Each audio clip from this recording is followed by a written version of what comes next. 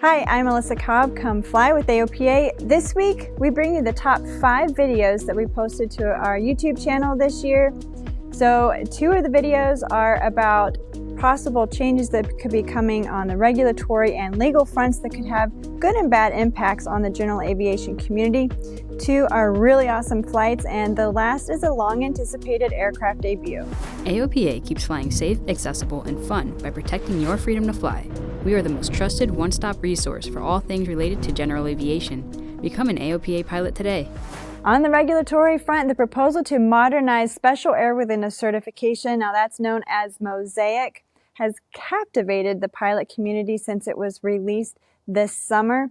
Here's a look at some of the significant changes that could be made. You know, we've been working on this a long time and been advocating for a lot of this expansion of the light sport aircraft envelope.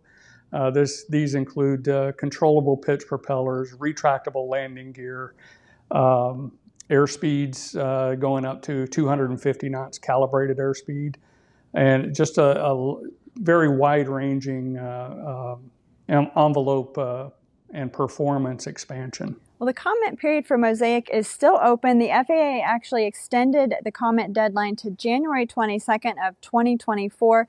We'll drop a link to that proposed rulemaking down in the description below so you can take a look and submit your comments.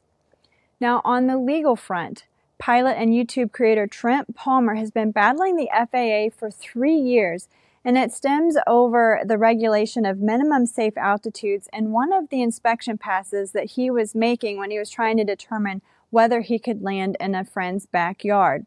His lawyer, AOPA Pilot Protection Services panel attorney Robert Schulte, shares the importance of this case and the precedent that it could set.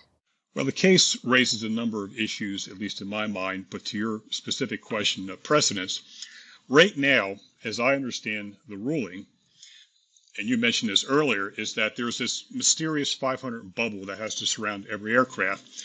And therefore, under no circumstances, unless you are actually engaged in a final approach, can an aircraft operator operate within 500 feet of persons or structures on the ground.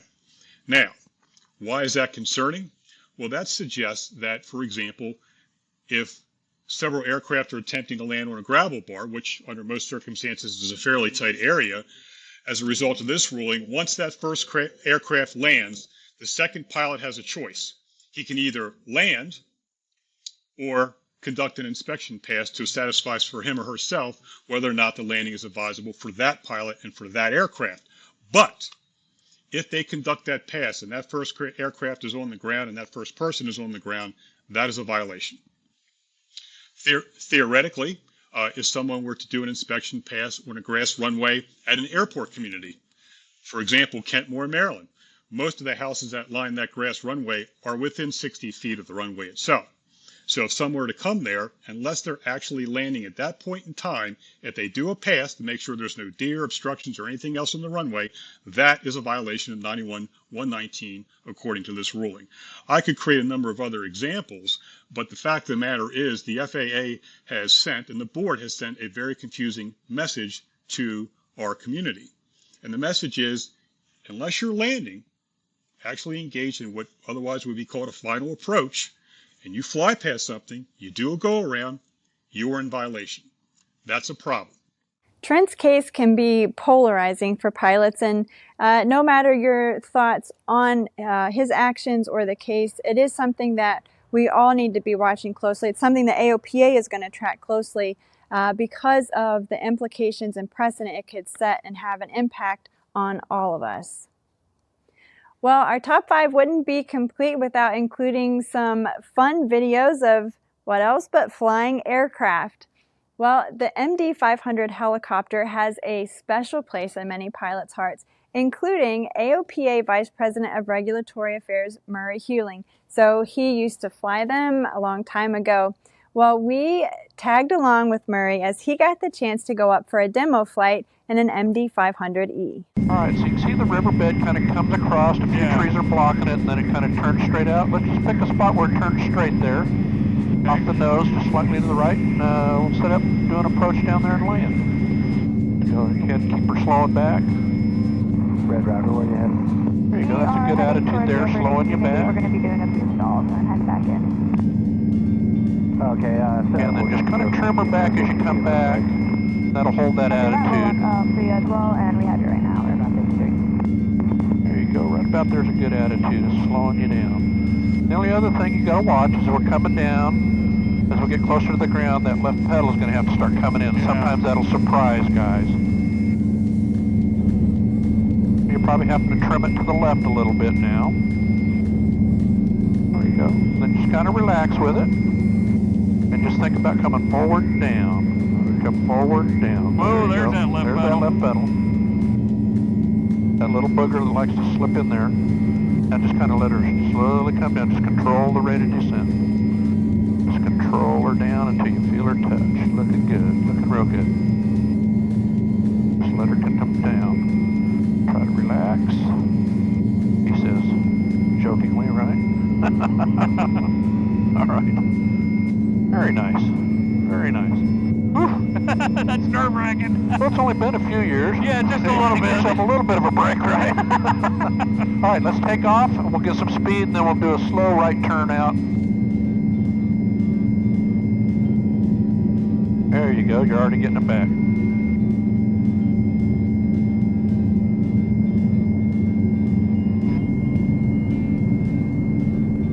Right, so land up to 6784. A little bit of tailwind now. 46 Yeah. number 3, full traffic 2 miles ahead, turning base, Yeah, we got going right, 136 knot ground speed. Yeah. Code 1. Then we go ahead and start slowing back just a little bit. Let's look for about 100 knots. And you can start descending, sneaking down a little bit if you want on altitude. We're fine now.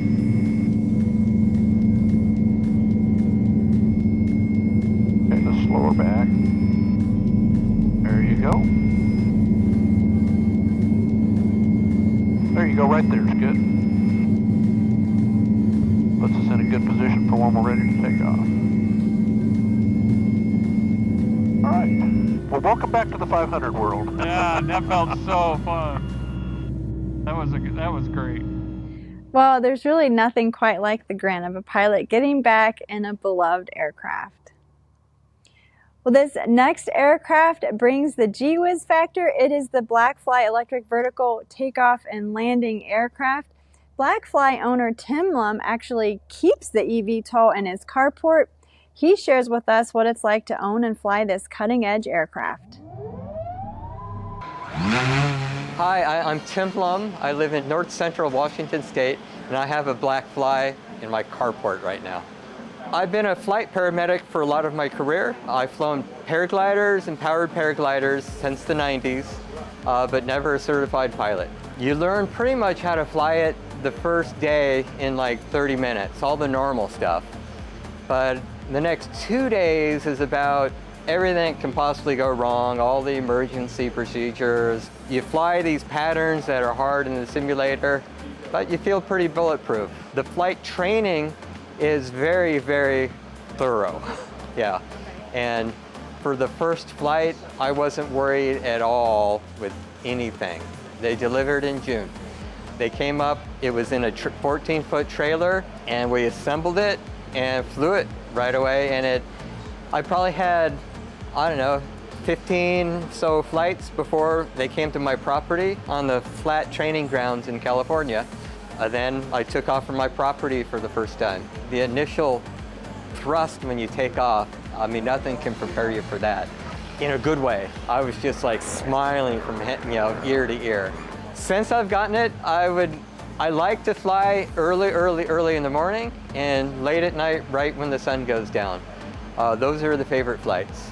But I'll do whatever flights that I can, pending the weather and what I have doing that day. I can fly for $2 an hour in electricity costs. That's hard to beat. Well, that was pretty neat to see what the ownership experience is like for the Blackfly. Okay, now rounding out our top 5 is the long-anticipated debut of the Beechcraft Denali. Textron's Martin Tuck gives us a personal tour of this single-engine turboprop.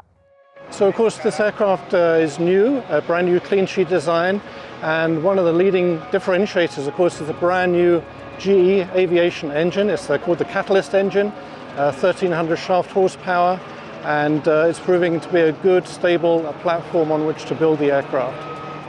So McCauley is a propeller manufacturer, and of course is owned by Textron Aviation, and they've been developing the 5-blade composite propeller for this aircraft, and it's again performing very well. This aircraft has a top cruise speed of 285 knots and very good field performance. We have very large Fowler flaps that cover 80% of the wingspan, and so the aircraft has a good short field performance, less than 3,000 feet of max gross takeoff weight, and of course landing is around 2,000 feet as well. So the aircraft has air stair door. We have fixed steps, nice sturdy handrail onto which you can board the aircraft there. Just inside the aircraft, if you want to take a look, is a full-size refreshment unit. So as standard, the aircraft is equipped with this large cargo door. This aircraft is configured in a 6-place interior. We have a club floor arrangement in the front with 2 aft seats in the rear. We also have very sturdy landing gear. This is a trailing link design, so very forgiving. Every landing is a good landing in a Denali. So the Beechcraft Denali has the Garmin G3000 system for an avionics suite. We have the 2 primary flight displays either side. We have a multifunction display here in the middle, which has a full ICAS engine and instrumentation system. We have the 2 GTC or touchscreen controllers through which you control your radios and systems. This aircraft will be certified for single pilot operation, and so a lot of the switching and controls are located on the left side for good pilot orientation. Autopilot is standard. We also have auto throttle as standard as well. And then of course we have the emergency auto land feature, which has just been recently announced on this aircraft. So we're on track to certify the aircraft in 2025. Price in $2024 is $6.95 million. You can get the full video for each of our top picks on our YouTube channel. We'll drop links to those in the description below. Well, finally this week, AOPA President Mark Baker and Senior Vice President of Media and Marketing Kollin Stagnito reflect on the top issues that AOPA worked this year and what we have planned for 2024. It's been quite a year for general aviation and for AOPA. What are your impressions of the year from AOPA's perspective? Well, 2023 was a big year for AOPA, and we had some things that we'll talk about that were a little sad and unfortunate to a number of individuals around AOPA. But as I reflect on general aviation and AOPA's successes in 2023, it's a pretty extraordinary year all the way around, and most importantly, a really safe year for general aviation. So, as you say, we've had a lot of highs, but let's start with this. There have also been some sad times for AOPA this year. Yeah, AOPA lost 3 family members. Most of you are probably aware that we lost Richard McSpadden in an accident in October. And he was a terrific guy to work with, as you well know, and a good friend, and as well did a great job communicating all the things in aviation. But we also lost Bill Dunn, who had been an advocate for their airports division and really kept airports alive. I mean, he was a secret mission guy that went in and educated, city towns and townships and counties about how important these airports were. We lost him a week ago, as well as Adam Meredith, who has financed a lot of our members' airplanes, and he passed last week as well. So it's been a challenging year for AOPA from personnel and some really, really, really good people. They'll be missed, and their families, we give them the best regards. But they made a difference in aviation, and I know all 3 of them would want us to go forward and talk about the good things in aviation. Yeah, absolutely. So definitely a tough year. Richard and Bill and Adam were good friends and colleagues, and everything that they worked for will carry on to protect our members' freedom to fly. But I think we can't talk about Richard without sort of acknowledging what he achieved for ASI, he and his team achieved in 2023. Well, first off, he and his team have done a great job of getting following, and that we know in no small part that the reason why we've had the 2 safest years of aviation's history ever on rate-based and actual numbers is because of the inputs and the interest that people have in learning about how to be a safer pilot. And that team will continue to do that. And I'm really proud of those results, to see the engagement that we've had at AOPA with our safety messages. So I understand we're also changing some names of some of our awards and reports. That's correct. The Null report's been out forever, and we're changing it to the Richard McSpadden report. Richard started the safety award for the industry. We're going to call that the Richard McSpadden Safety Report. And as well, as many of you know and have donated, we have a endowment for a scholarship in Richard's name as well here at AOPA under the foundation. So there's been an outpouring of support and recognition of a man that made a real difference in safety. Yeah, quite the honor, but well deserved. So can you tell us a little bit more about some other AOPA initiatives from the past year? Well, it's been a big year. You know, the biggest thing that we've done, and from the government affairs side of this thing, is working on the general aviation bill. It's the only time that there's ever been one, led by Sam Graves, but a bipartisan support to get it passed through the House this summer. It has things in there like an expansion of basic med, up to 12,500 pounds. That's a big difference. Passed through the House. Yeah. You know, working through the aeromedical issues that are just really frustrating, whether they be mental health issues or just taking too long for special issuance. Some money for hangars, and just making sure there's a robust support for general aviation all the way around. It really feels really good that we're going to have a big difference this year. Now we just got to get the Senate to pass it, because I know the FAA administrator, which I'm really happy to also have been involved in getting a new administrator and a leader for the FAA group. And Mike Whitaker is a good friend of AOPA and a member. Any want to hazard a guess on when that might be passed? Certainly before March. You know, is my expectation. There's some typical political issues going back and forth, but I believe that everyone knows we need to get this bill passed and move on with the reauthorization so the FAA can get going on their agenda. We've had some initiatives with unleaded fuel this year. We sure have. Unleaded fuel continues to be one of the biggest opportunities we have to be a better citizen, a better neighbor for our airports. And you know, one of the things I believed in, I've been the Eagle co-chair for a couple of years now, and I've moved on out of that position. But this whole group is coming together with, whether it's the fuelers, the refiners, the distributors, the engine manufacturers, all the associations, to try and find a pathway to accelerate no later than 2030 an alternative to a low lead to a no lead fuel. But it's important to do this smart and create this transition. You know, we would also make sure that, you know, low lead fuel is available, so there's a safe transition, which is also in the bill. Right. One of the things I'm really proud of is we had two donors that stepped up and put a Baron together for us to operate it and use the left engine with no lead fuel, which is the only one that's approved at the moment, is GAMI, and the airplane is out in Oklahoma, and I flew it a couple months ago. It's got, I think, almost 70 hours on it now, which is pretty exciting to see the left engine running on this new fuel and the right engine running on, you know, regular low lead, and doing the comparisons, because we want people to build confidence around there is going to be a fuel. Right, and then we have Mike Bush with Savvy Aviation, who people know from AOPA Pilot Magazine. He has a column. He's going to be analyzing that data and telling us if he sees anything that doesn't look right. That's right, looking for the oil changes and all the things you'd look for in an airplane. But it's exciting to see, and we hope that there will be other fuels that we can see if that were to happen. We'd start burning those other fuels as part of this demonstration as well, to show there is going to be a path forward with a no-lead fuel. Now, we saw some crazy parking fees in Las Vegas around the Formula One race. Just mind-blowing. Can you talk to us a little bit about what happened there? Well, I wouldn't call it a victory, but I would call it making a difference. Mm-hmm. You know, they came out with an announcement for a piston airplane, $3,000 landing fee on top of all your other fees. Jets started at $3,500, depending on the size, went over to $10,000 for the Formula One race at the 5 public airports in Las Vegas. Yeah. Totally unacceptable. We got the FAA involved and got a hold of the people running at Clark County and said, this is unacceptable. How can you do this? What is the justification? You know, what makes a special event fee? Who gets to set it?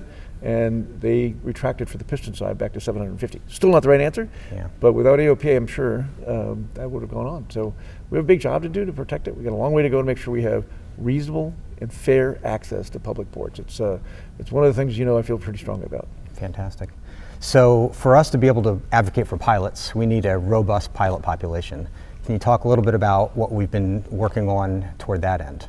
Well, a lot of things, because, you know, in the pilot's cycle there, you know, we'll talk about the high school program last, but, you know, I was always really concerned that we don't have enough designated examiners as well. You know, we got down to about 700 designated examiners, and some of them weren't even doing a check ride, you know, even once a month. And we made a lot of noise at the FAA to say, we got to get back over 1,000 DPEs. And I think we're at just under 1,000 right now, just on about 970 DPEs, because we want check rides to be available. We want to be right after you're ready to go from your training and get that going. So we've got a ways to go, but we made a big difference there. So on to the what I consider to be one of the coolest things that AOPA has done with donors, outside of the dues, is we've raised millions of dollars to go create a high school education program. And it's now serving over 900 high schools in 47 states. And this fall, we have over 23,000 young people taking this aviation curriculum. And that's how, after how many years? We started this 6 years ago. Just 6 years ago. Yeah, it's really exciting. And these young people, over 60% of them have said, I'm going to go into some kind of aviation. We need technicians, we need pilots, we need controllers. Just hundreds of thousands of jobs in aviation are going to occur in the next dozen years. We want to be part of creating this interest for young people and successful pathways for them to either take their ground school in high school or 107 drone license in high school or go on and become an engineer. We want to be part of their career. And to see that kind of interest, you know, if we talked about 10 years ago, we weren't sure young people were interested in aviation.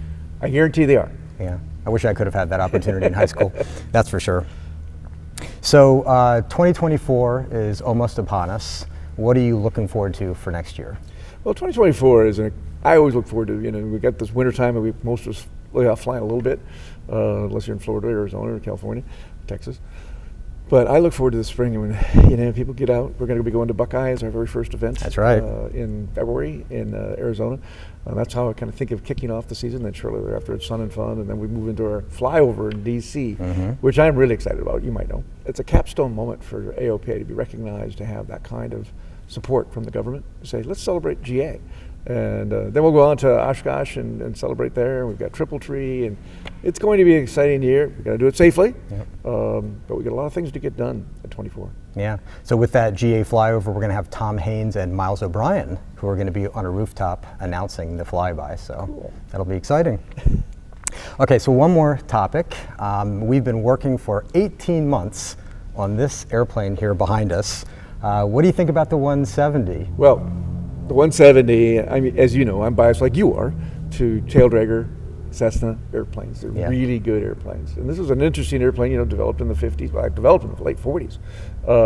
And today, to see the excitement around 170s, it's really cool, because they're really a good airplane. Yeah.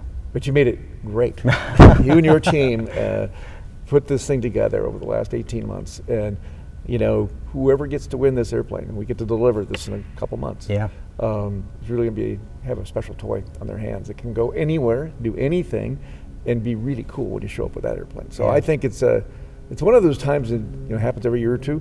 We give an airplane away. I have a lot of fun. Yeah, well, and people think that we're going to be sad to see it go, and you know, we love it, we'll miss it, but the reality is we do this for members. We do this for a lucky pilot to win this airplane. The sweepstakes period ends December 29th, and so it's not too late to enter. If you're a member, you're already entered, but if you're not a member, not too late to become a member to enter. You can also get some extra entries by becoming an automatic renewal or lifetime member, or by donating to AOPA. So on December 29th, the sweeps ends, and then there's a drawing by an outside independent company, and we'll know who wins the airplane in the second half of January. So we'll be surprising some lucky pilot at their home airport. Can't wait for it. I can't wait. It'll be really fun to see people's eyes when they get the keys of this airplane or any other airplane we give it away. It's really a special day. Do you have any closing thoughts? Well, really, I wish everybody and all the members that have supported AOPA a happy holiday and a great new year, doing it safely from all of us here at AOPA. Thank you. Well, I hope that you enjoyed this week's look back at 2023, and I want to wish all of you a happy and healthy new year filled with lots of fun flying. This week, we leave you with some footage from our video team. They've picked their favorite videos from their assignments this year. Be sure to send in your favorite flying videos. You just might see them on an upcoming show. And if you're not already an AOPA pilot, we'd love for you to join us. Just click on the link at the end of this video to learn more about our trial membership. We'll see you next week.